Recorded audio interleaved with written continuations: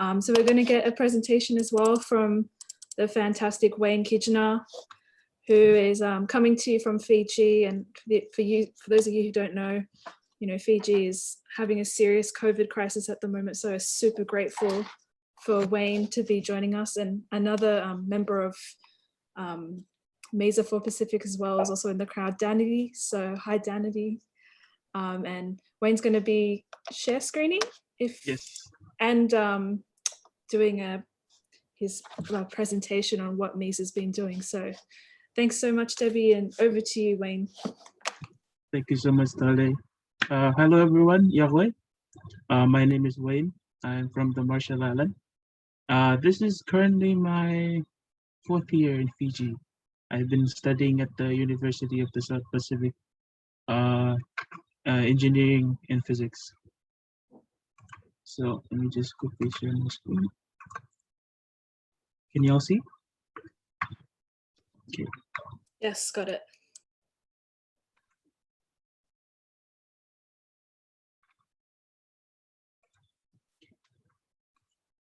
So firstly, who are we?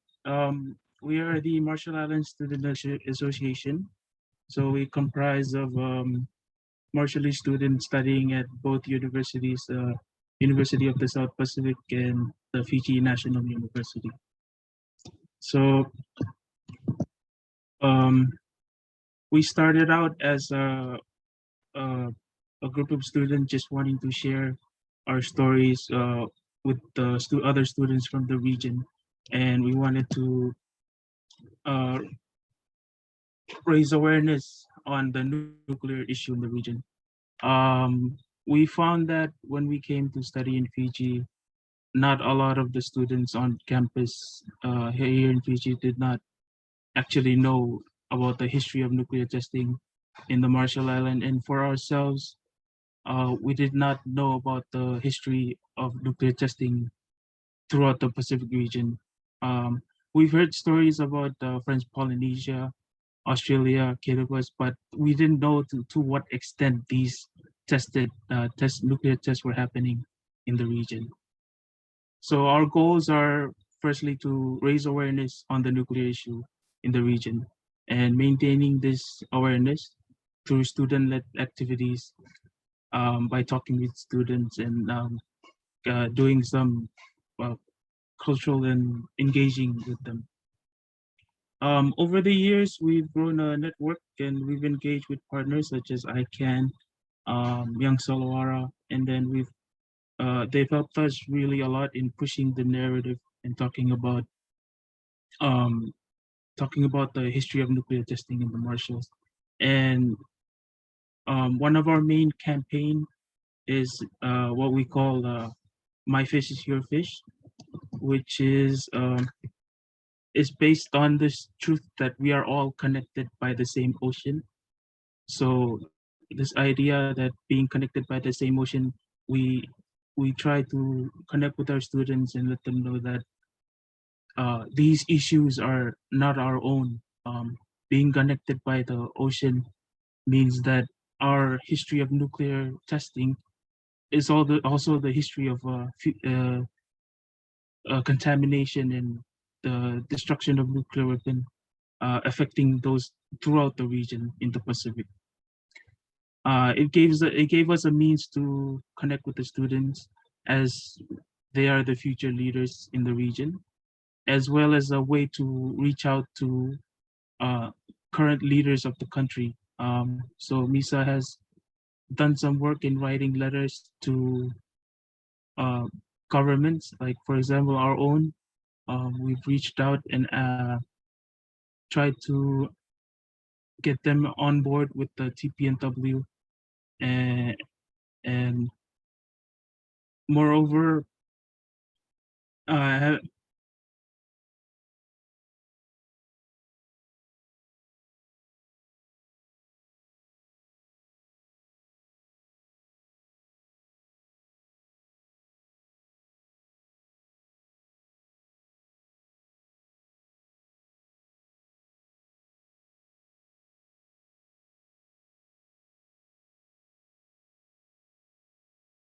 the nuclear nuclear issue.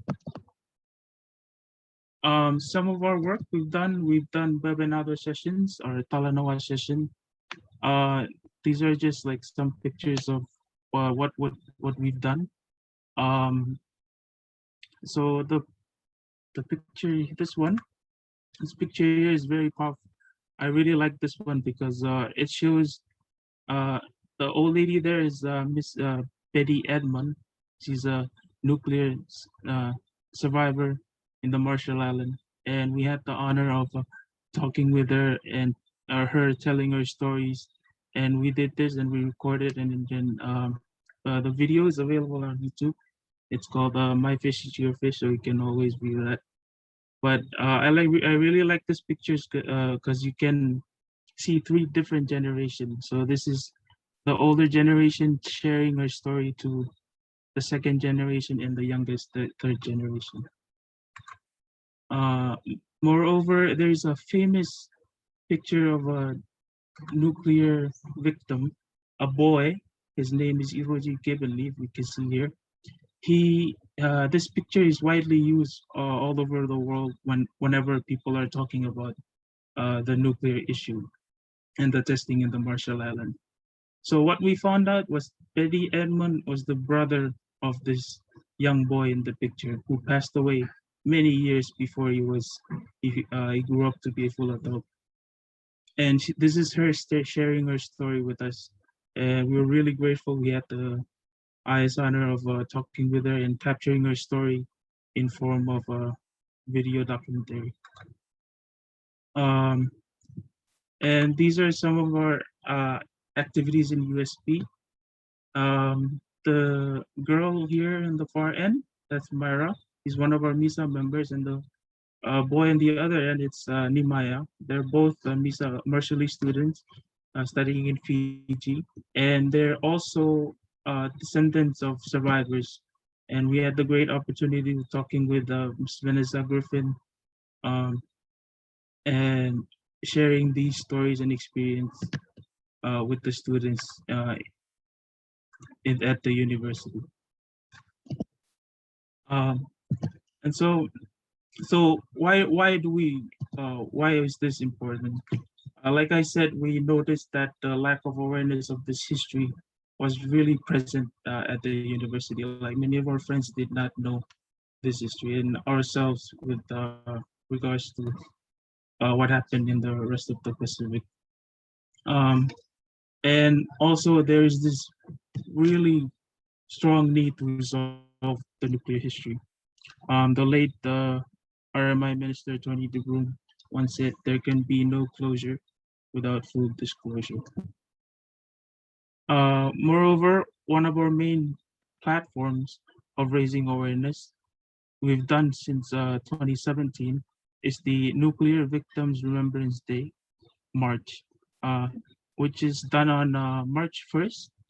Is actually the anniversary of um, the one of the strongest bomb ever dropped on Bikini, known as the Bravo test.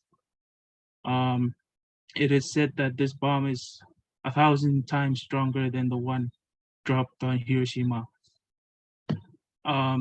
And so this day back home in the Marshall Islands is commemorated as one of the days dedicated to the victims and survivors of nuclear testing. And you can see here our movement has grown steadily over the years since 2017. We did one this year just before we went back into lockdown, and it's this one here right in. So the theme for this year was "You are not alone" or "We are not alone." So we had many people sending over their solidarity message and showing us support in our movement. And we've seen that the movement has grown a lot over the years. So we're very thankful for that. And we can see that a lot of students are getting engaged in this as well. So this is really a win for us. One thing I wanted to talk about also is in terms of unresolved nuclear issue is here at Exhibit A, we have the Runit Dome. So this is a dome which consists of nuclear waste that they took from all the testing site in the Marshall Islands, and they put all that into one dome and then just put it there. And you can, as you can see, that's just like a small strip of land. And for us, the issue of nuclear, uh, our issue of nuclear testing and climate change, were they're the same thing for us. They're two sides of the same coin. So because that dome is located on a small strip of land, that means that it's very, very vulnerable to increasing in sea level rise. So for us, we are fighting two fights. So we're fighting the nuclear front and the climate change front. So this is one of our narratives that we like to talk about, discuss with students from the region.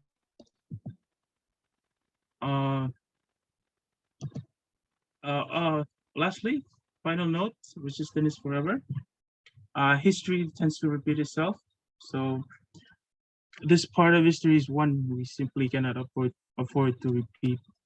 And we dedicate our movement to the victims and survivors of nuclear weapons and testing. Um, so what do we do? One simple way, and we found that it's very effective, is to speak out and voice our concern. Thank you.